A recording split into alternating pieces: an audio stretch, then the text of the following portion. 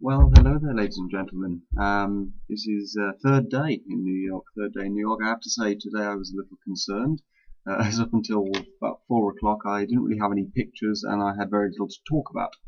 I'd spent most of the morning in museums, and thanks to one thing or another, hadn't really got around to taking any pictures. Um, I should warn you actually at the outset, there are an awful lot of selfies and pictures of me in this one. Now, it's not my fault, it's because there are an awful lot of beautiful views that I had to spoil. Now, I made you that promise at the beginning that that's what would happen, and well, it's happening. And so if you are, I mean, you'll probably be sick of my face after the first two. I will warn you, there are a lot of them, and I mean a lot of them. So feel free to turn off the pictures for those.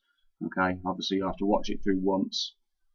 If I was being polite, of course, I would have removed them, especially given them a lot of them are pretty much the same picture. But I am feeling cruel, so I am going to make sure that you sit through each and every one of them if you want to watch all the other pictures. I might even mix them up a bit so they're in the wrong order. But anyway, yes, I was a bit worried as I spent most of the morning in museums. I went down to the bottom of the financial district, the bottom of Manhattan, to book tickets for tomorrow's excursions, which I'll talk about briefly later. And while I was down there, I popped into the Museum of the American Indian. I feel the comic need here to put the old joke in about, oh, well, I had my reservations about going in there.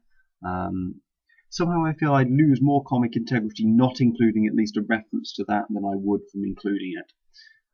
Feel free to disagree with me on that one. But there it is, it's said now, it's out of the way, and you don't have to hear a joke as bad as that until I make the next one. So, yes, so the American Indian Museum was very interesting. It was a bit sparse, I have to say, and there was quite a lot of sort of modern arty bits to it, which I didn't really get. They seemed a little odd to me. But yes, and then after that I headed up to 81st Street to have a look at the Museum of Natural History. I wanted to compare it to one in London, as one does. And yes, that was very interesting too. I actually got two pictures there, the grand total of two pictures. The first one is this rather fascinating one, which was a display on the Nootka Indians, the Nootka Indian tribe. And it was describing what I essentially had deduced was their form of sort of Sunday night entertainment, whereas we might watch back home Downton Abbey or something. What they used to do was they used to dress tribal people up in sort of monster skins and have them kidnap their children and carry them to a village a few miles away. And apparently this was what they used to do for fun. So every Nootka child at some indeterminate point in their childhood could fully expect to be completely kidnapped by monsters and held in a village against their will for several days before their parents came to fetch them. Which I think it was actually reviewed in the Radio Times as being poor and not particularly entertaining. But the Daily Mail did give it 4 stars. They said it was very good for disciplining children, which is what the little bastards need, and that's a direct quote from the article. So yes, so I'll try and put that picture in the right place for this. I also then I walked around Fifth Avenue, down Fifth Avenue back towards the Rockefeller Center, which again I will come to in a minute. And I found the Lego shop. Now, those of you who know me will know I'm a big fan of Lego. I've never really grown up there. And yes, so I found the Lego shop, which is a fantastic thing. It's a beautiful little shop they've got here as well. It's got a lot of things. I sort of immediately went back to being 3 again. I stood in there with a massive grin on my face, although I was told that I couldn't join in with the group building session that was going on the upper level, which I was a bit put out about. I thought about complaining, but then I thought I'd just make a model of a giant middle finger out of yellow bricks. I didn't do that. I should just point out there were children in there. I know what's appropriate and what isn't appropriate. And thinking about it, a 22-year-old now probably joining in with their building session is not appropriate. So I probably don't know what's appropriate in reality. Now, as you know, over the past few days, I've been mouthing off about the subways over here. Now, I actually got around today to taking a picture of the subways, so that you know that I'm not just making this up. It's actually a requirement. I had a letter from the New York Tourist Board yesterday, apparently I'm putting people off visiting New York by bad-mouthing their subways. So this is the last time you'll hear about the subways. There is a picture here, and you can judge for yourself. And I won't talk about it again, except to say that they're still awful. But yes, and then I went to the Rockefeller Center. Now, the Rockefeller Center, as anyone who knows this place will know, is a very tall building. It's not quite as tall as the Empire State Building, but you can go up to the top again, and I did do that later in the evening, but I sort of ligged about at the bottom a bit first. Now, of course, one of the famous statues at the Rockefeller is one that I have a picture of here, and I don't know what its actual name is, but I could best describe it as Golden Man Falls Off His Pedestal, which adequately describes a lot of the bankers on Wall Street these days. Yes, and there were some other sort of interesting buildings. It's sort of quite a complex, really, the Rockefeller Center. There was another building with a cross lady, and she was throwing shurikens at the ground. Not really sure what she was hoping to achieve. Maybe she was hoping to grow them. And then there was also directly opposite that there was one with this a picture of Hermes on it.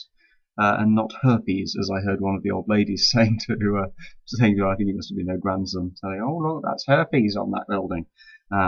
If herpes was on that building, then we should probably have got off there, or at least cleaned it.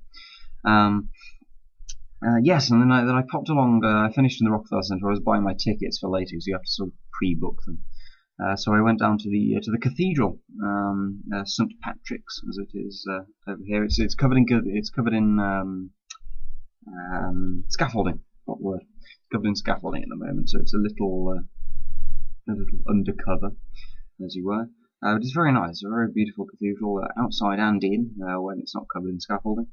And then they have a sort of few displays. There was a cardinal's hat. Again, I'll try and put the picture in the right place. With a load of potpourri down the side. Double meaning intended. I hope some of you at least got that joke. Yeah, they seem to have shrines to everyone down the nave of the church. They had, so there was your normal saints, the patron saint of having a bit of a nasty cough, and the patron saint of not getting your leg over when you want to. But then there were some more obscure ones as well. There was the patron saint of glasses cases, who was there.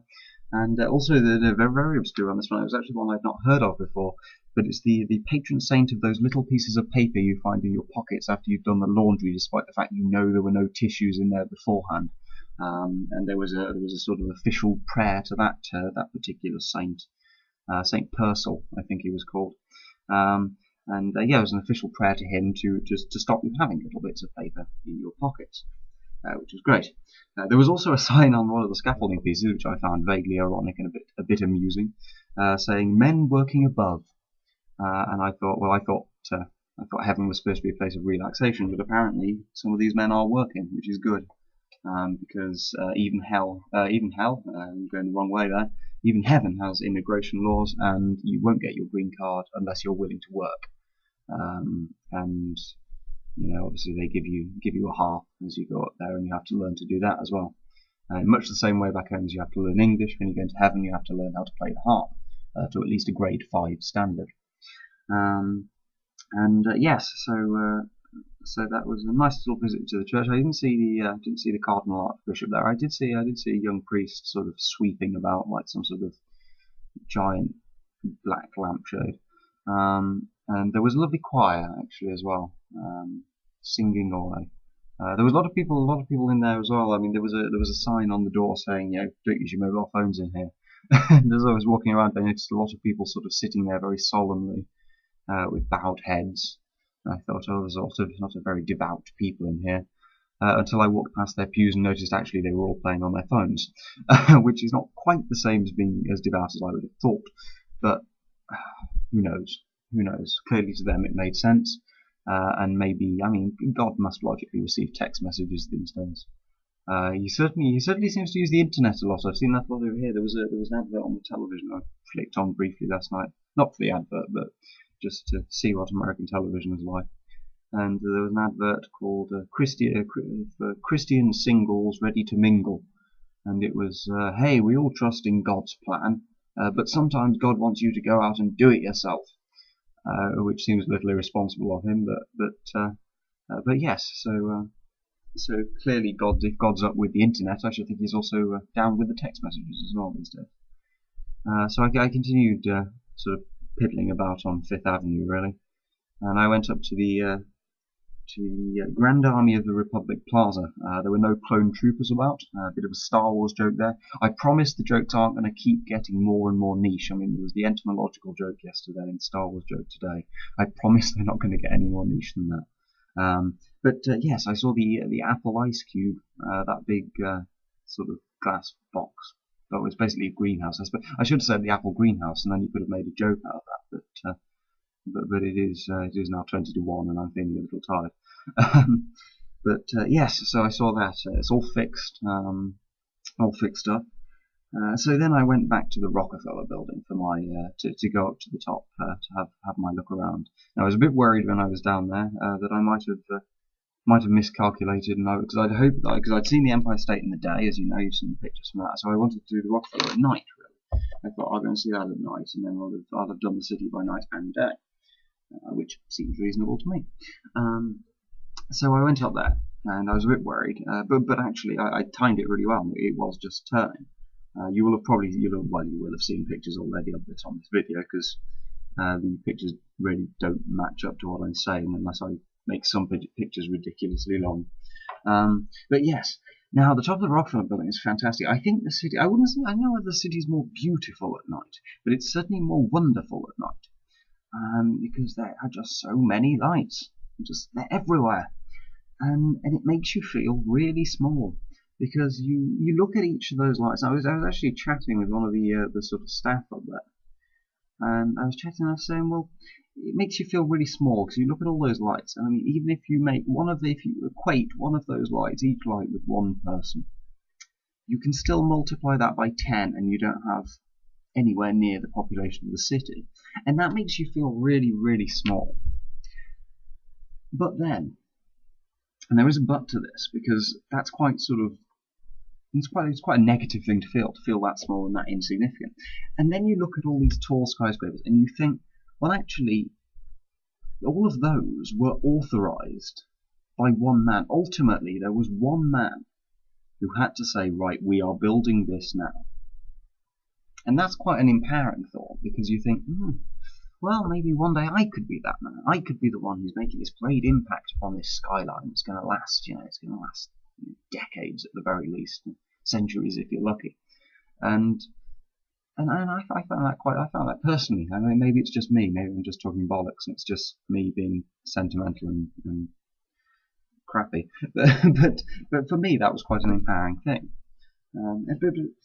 The other thing is that, if you consider all of those windows, if you think about all the little human dramas that are being played out behind all those windows, behind one of those windows someone's dying, behind another one of those windows someone's giving birth, someone's conceiving in another one, someone's committing a crime in another one, someone's doing science, someone's praying. There's all these dichotomies, these little tiny human dramas, and ultimately what it comes down to is all these people living their beautiful, stupid, pathetic little lives that really don't amount to anything. And I think that's a really wonderful thing to think. I mean, I was just looking out there and thinking, God, I know I'm not going to learn the stories behind probably any of those windows. Maybe if I'm lucky I will learn the stories behind a few. But most of them I'm not going to have any idea what's going on behind that. And sometimes, I mean, that might be a lucky thing. But other times, it kind of, again, it's a double-edged sword. You're not going to know all the stories, which is a shame. But ultimately, all those people are living their beautiful little pathetic lives, as I said, and that's quite a wonderful thing. And you're just another one of them. You're just another one of them caught up in this great ocean current of life that we talk about. And I found that quite a wonderful thing to think about. And I mean, I've always thought that one of the problems with the modern world is from birth now, children seem to be taught and told you can do anything, you can be anything. Now, there's a problem with, I get it, you have to encourage kids, but the point is, most people are going to live lives of complete and utter mediocrity. I'm sorry if I'm offending anyone out there, by the way. But most people are going to live lives of utter mediocrity, let's face it. And I can't help, go back 100 years and people were born and they knew vaguely what sort of life they were going to have. If you were born to a lower class family, you knew you were going to be working in factories, or you knew you were going to be doing manual labour for your life. So you didn't really have a choice. And if you wanted to break free of that cycle, you really had to work for it. And you knew you had to work for it because you knew that otherwise your life was just going to be one of millions. Whereas nowadays, there's this sort of, everyone, the attitude towards parenting and towards teaching seems to have moved towards, everyone's told they're special from an early age. And the truth is, they're not. It's another one of those lies you tell to kids. The truth is, nobody is special. Nobody is that special.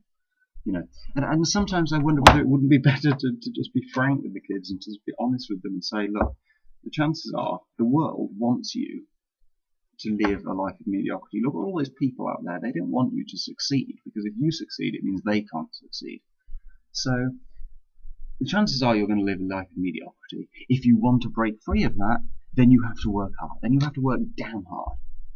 And that way you get a generation of people who knew that from the start, rather than thinking that, rather than automatically having their picture put up on the, I was going to say automatically having their picture put up on the fridge. I'm not suggesting that unless your child is Rembrandt, you can't put the picture on the fridge. Obviously, that would be a little harsh for a 4-year-old. But everyone's got this sort of automatic sense of self-justification, is kind of what I'm trying to say. And I just think that certainly if I ever have kids, I think I'd like to take them to a top of a place like that. I'm not going to be discouraging. I'll be encouraging as I can about it. But I'm going to take them to a top of a place like that, and I'm going to point at all those lights, and I'm going to say, look, all those lights are all the other people in the world. You are your own light. You're holding your own little light here. You are one of those lights behind those windows. You are just one of those lights. You are not a special light. You're not a bright light. Not yet. You can become a bright light if you work for it, if you want it. And I think that's a sort of, it's a lesson I hope to be able to teach any children I'm ever placed in care of in any way. But as I say, I'll do it in the most encouraging manner that I can. So the top of the Rockefeller building was really quite something. Really quite something, I have to say. There was something else I was going to say as well. I can't remember, but after that little rant, you're probably sick of this. So I probably call it a day, because this is one of the longest ones. I will just talk about, I did go down to Broadway again on behalf of Leanne and Sally, two of my friends from back home, who were requesting that I get some pictures. I did get them some pictures the other day, but tonight, ladies, I went out and I got some pictures of it at night. Now, pictures at night are always fantastic because it's all lit up and everything, which is great. Now, I did hang about outside a couple of theatre entrances. I hung out with a load of other people outside the one that Dina Menzel, the singer, was playing at, until I hung about there for about 3/4 of an hour, and then a police officer came along and said she'd actually snuck out the back way, which was a little irritating. But so I didn't manage to get a picture of her. But I did go on to the next theatre, or one of the near ones anyway, and I got some pictures of Zach Braff, who I had heard of, but I had to look up. So I have looked him up, and I do know what he's been in now. And another person who I can only describe as some bloke, who is currently co-starring with Zach Braff on Bullets Over Broadway. I can only describe him as that because I don't know his name. And I've looked at the cast list and looked at the pictures of the cast, and I can't act. And I from the brief glance I had, I only did it for a couple of seconds. I couldn't find a sort of match. I will keep doing so. If I find one, I will post about it. So I have beautiful pictures of Broadway, beautiful pictures of New York skyline, and that was my day. Now tomorrow is my last day in New York. I leave 9 o'clock the following morning. So this is my last day, I suppose it is now. I'm doing Ellis Island and the Statue of Liberty tomorrow. That lady with the green hair, Doris, I think she was called. I'm doing that tomorrow, and I'll see what time I've got left in the day. If I have got any time left, I'll probably try and get some shots of some of the bridges, possibly. because they are quite impressive in places. Other than that, that's me signing off tonight. If you got anything, any questions, comments, whatever, obviously get in touch. Night for now. Good night, and I'll speak to you tomorrow.